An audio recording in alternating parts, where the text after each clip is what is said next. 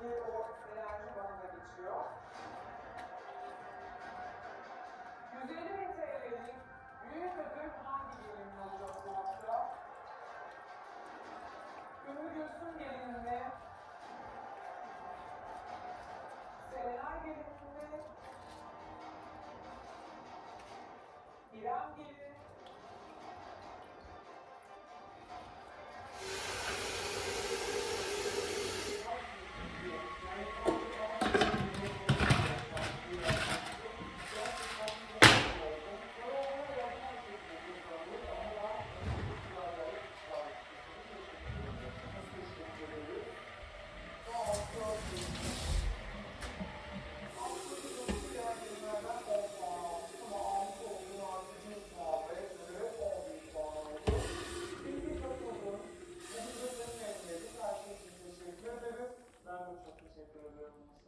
Tanışmak güzeldi, eğlendik, güldük. Benim için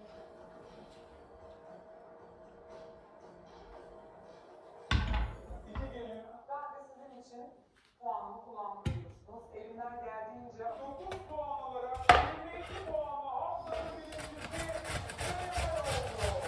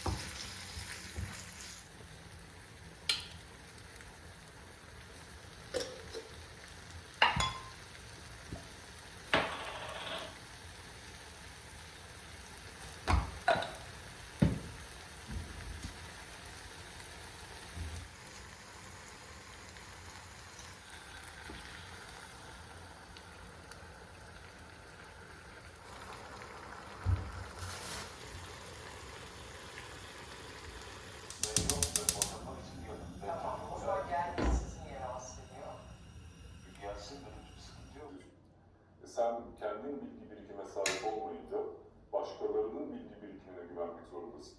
Ben umurumda olmaz. Benim sonuçta diyorum ya, sülalem zaten bir inanca sahip. Bunun dışında ben Heybeliada'da büyüdükten sonra kendi gücünün yetmediği ve başkalarının da onu koruyamayacağı, yardım edemeyeceği noktalarda onu koruyacak gizemli bir kuvvete ihtiyaç duyuyor. En basit mesleğe döndüğü için aslında uğraşıyorum hala bu işte. Biraz da yapıyla alakalı.